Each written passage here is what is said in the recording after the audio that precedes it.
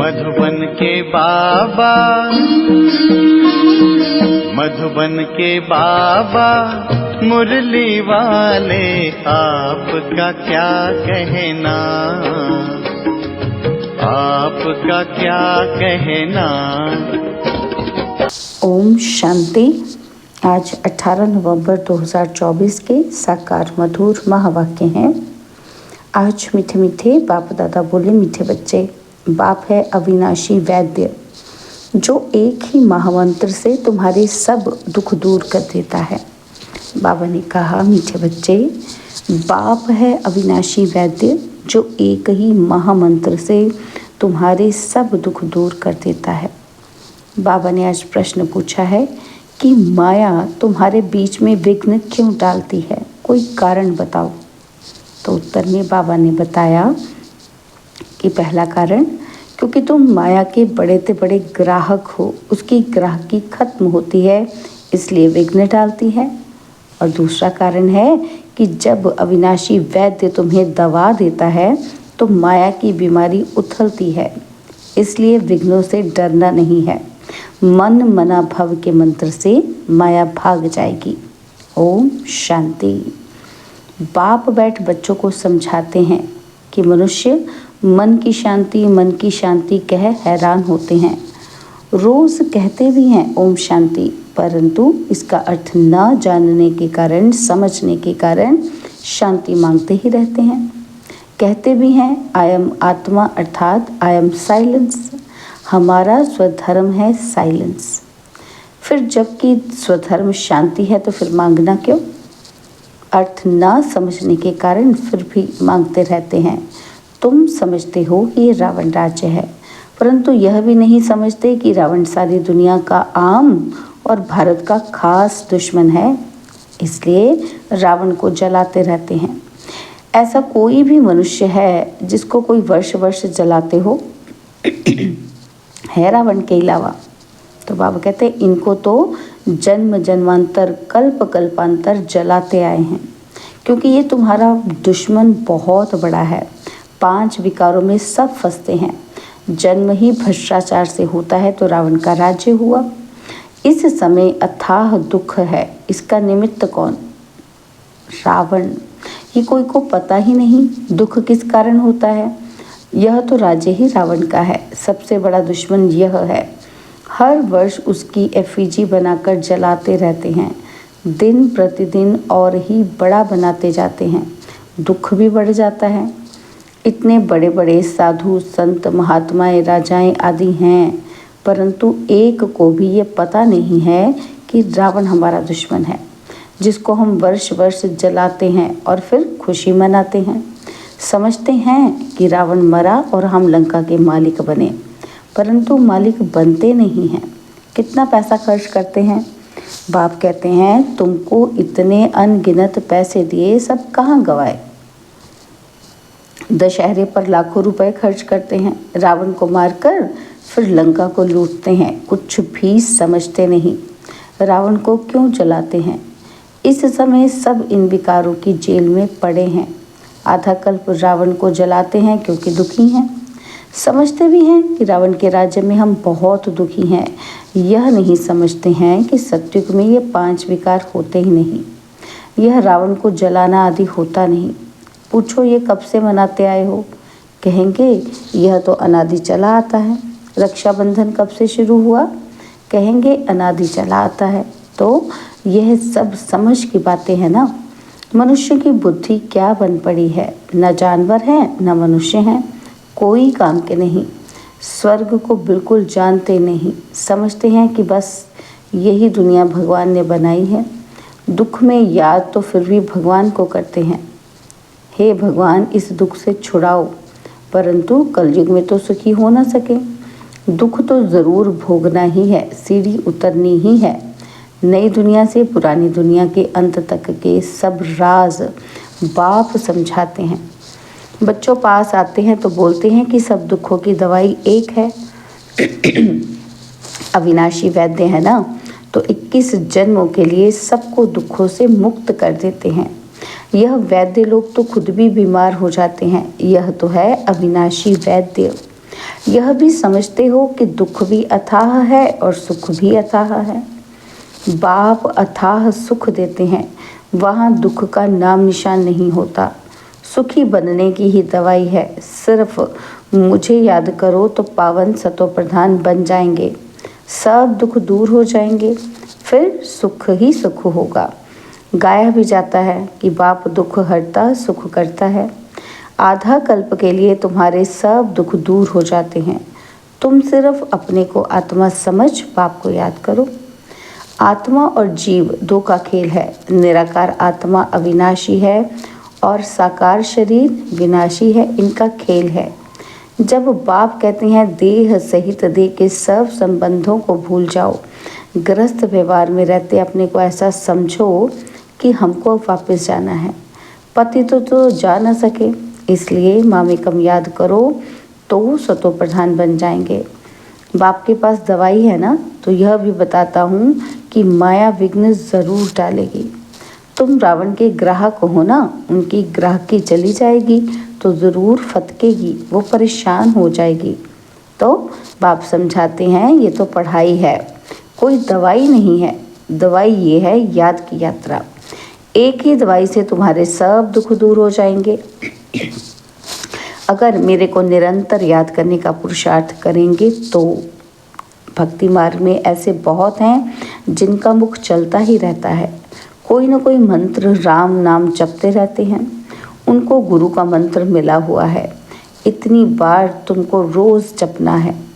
उनको कहते हैं राम के नाम की माला जपना, इसको ही राम नाम का दान कहते हैं। ऐसी बहुत संस्थाएं बनी हुई हैं। राम राम जपते रहेंगे तो झगड़ा आदि कोई करेंगे ही नहीं, बिजी रहेंगे। कोई कुछ कहेगा भी तो भी रिस्पॉन्स नहीं देंगे, बहुत थोड़े ऐसा करते हैं। यहाँ फिर बाप समझाते हैं राम राम कोई मुख से कहना नहीं है, यह तो अजपा जाप है। सिर्फ बाप को याद करते रहो। बाप कहते हैं मैं कोई राम नहीं हूँ, राम तो त्रेता का था, जिसकी राजाई थी उनको तो जपना नहीं है। अब बाप समझाते हैं कि भक्ति मार्ग में ये सब सिमरन करते पूजा करते तुम सीढ़ी नीचे ही उतरते आए हो, क्योंकि यह सब है अनराइटियस। राइटियस तो एक ही बाप है, वह तुम बच्चों को बैठ समझाते हैं। यह कैसे भूल भुलैया का खेल है। जिस बाप से इतना बेहद का वर्षा मिलता है, उनको याद करें तो चेहरा ही उनका चमकता रहे। खुशी में चेहरा खिल जाता है, मुख पर मुस्कुराहट आ जाती है। तुम जानते हो बाप को याद करने से हम ये बनेंगे। आधा कल्प के लिए हमारे सब दुख दूर हो जाएंगे। ऐसे नहीं कि बाबा कुछ कृपा कर देंगे, नहीं, यह समझना है कि हम बाप को जितना याद करेंगे उतना सतो प्रधान बन जाएंगे। यह लक्ष्मी नारायण विश्व के मालिक कितने हर्षित मुख हैं, ऐसा बनना है। बेहद के बाप को याद कर अंदर में खुशी होती है और फिर से हम विश्व का मालिक बनेंगे। यह आत्मा की खुशी के संस्कार ही फिर साथ चलेंगे, फिर थोड़ा थोड़ा कम होता जाएगा। इस समय माया तुमको बहुत हैरान करेगी। माया कोशिश करेगी तुम्हारी याद को भुलाने की। सदैव ऐसे हर्षित मुख रह नहीं सकेंगे, ज़रूर कोई समय घुटका खाएंगे। मनुष्य जब बीमार पड़ते हैं तो उनको कहते भी होंगे कि शिव बाबा को याद करो, परंतु शिव बाबा है कौन यह किसी को पता नहीं। तो क्या समझ के याद करें, क्यों याद करें? तुम बच्चे तो जानते हो, बाप को याद करने से हम तमो प्रधान से सतो प्रधान बनेंगे। देवी देवता सतो प्रधान है ना, उनको कहा ही जाता है डीटी वर्ल्ड। मनुष्य की दुनिया नहीं कहा जाता, मनुष्य नाम होता ही नहीं। फलाना देवता वह है ही डीटी वर्ल्ड, यह है ह्यूमन वर्ल्ड। यह सब समझने की बातें हैं, बाप ही समझाते हैं। बाप को कहा जाता है ज्ञान का सागर। बाप अनेक प्रकार की समझानी देते रहते हैं, फिर भी पिछाड़ी में महामंत्र देते हैं। कौन सा? कि बाप को याद करो तो तुम सतो प्रधान बन जाएंगे और तुम्हारे सब दुख दूर हो जाएंगे। कल्प पहले भी तुम देवी देवता बने थे, तुम्हारी सीरत देवताओं जैसी थी। वहाँ कोई भी उल्टा सुल्टा बोलते नहीं थे। ऐसा कोई काम ही नहीं होता। वह है ना, बाबा कहते वह है ही डीटी वर्ड और ये है ह्यूमन वर्ड, फ़र्क है ना। तो ये बाप बैठ समझाते हैं। मनुष्य तो समझते हैं कि डीटी वर्ड को लाखों वर्ष हो गए, यहाँ तो कोई को देवता कह नहीं सकते। देवताएं तो स्वच्छ थे। महान आत्मा देवी देवता को कहा जाता है। मनुष्य को कभी नहीं कह सकते। यह है रावण की दुनिया। रावण बड़ा भारी दुश्मन है। इन जैसा दुश्मन कोई होता नहीं। हर वर्ष तुम रावण को जलाते हो। यह है कौन? किसी को पता ही नहीं है। कोई मनुष्य तो नहीं है।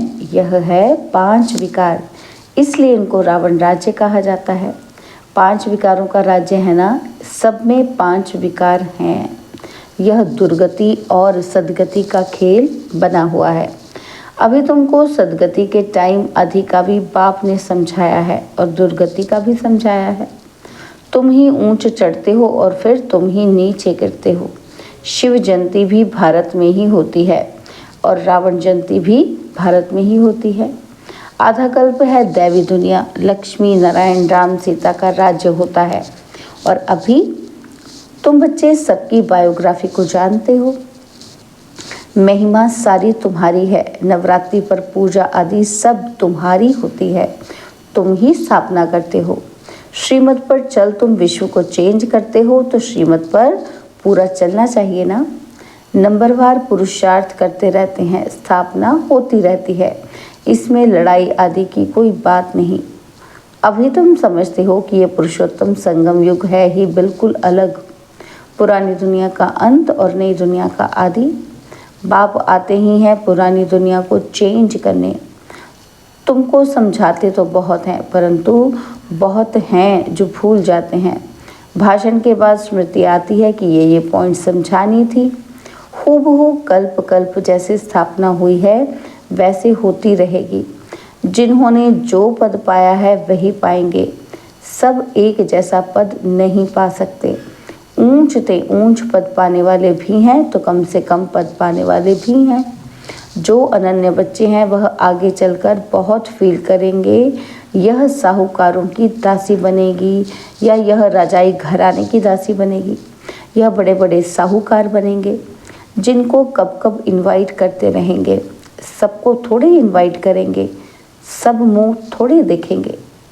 तो बाप भी ब्रह्मा मुख से समझाते हैं, सम्मुख सब थोड़े देख सकेंगे। तुम अभी सम्मुख आए हो, पवित्र बने हो। ऐसे भी होता है जो अपवित्र यहाँ आकर बैठते हैं। कुछ सुनेंगे तो फिर देवता बन जाएंगे, फिर भी कुछ सुनेंगे तो असर पड़ेगा, नहीं सुने तो फिर आवे ही नहीं। तो मूल बात बाप कहते हैं मन मना भव। इस एक ही मंत्र से तुम्हारे सब दुख दूर हो जाते हैं। मन मना भव यह बाप कहते हैं, फिर टीचर होकर कहते हैं मध्याजी भव। यह बाप भी है, टीचर भी है और गुरु भी है। तीनों ही याद रहें तो भी बहुत हर्षित मुख अवस्था रहे। बाप पढ़ाते हैं फिर बाप ही साथ ले जाते हैं। ऐसे बाप को कितना याद करना चाहिए। भक्ति मार्ग में तो बाप को कोई जानते ही नहीं, सिर्फ इतना जानते हैं कि भगवान है, हम सब ब्रदर्स हैं। बाप से क्या मिलना है वह कुछ भी पता नहीं है। तुम अभी समझते हो एक बाप है, हम उनके बच्चे सब ब्रदर्स हैं। यह बेहद की बात है ना। सब बच्चों को टीचर बन पढ़ाते हैं और फिर सबका हिसाब किताब चुकतू कराए वापस ले जाएंगे।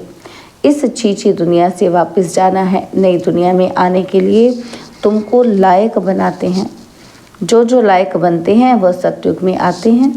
अच्छा, मीठे मीठे सिकिलदे बच्चों प्रति माता पिता बाप दादा का याद प्यार और गुड मॉर्निंग।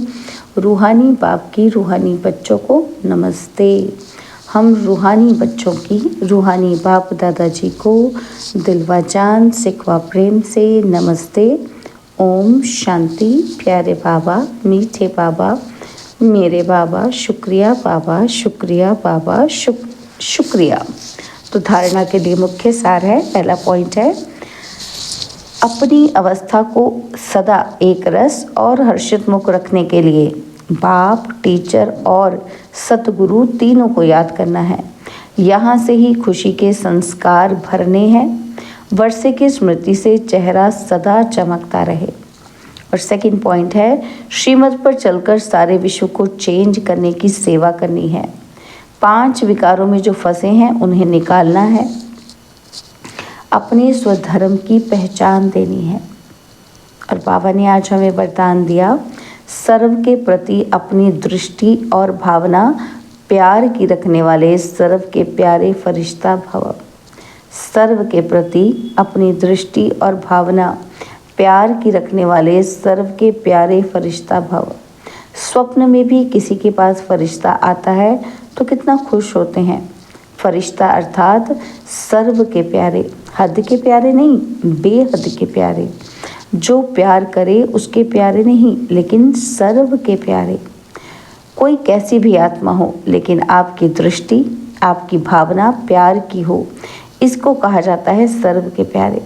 कोई इंसल्ट करे, घृणा करे तो भी उसके प्रति प्यार व कल्याण की भावना उत्पन्न हो, क्योंकि उस समय वह परवश है।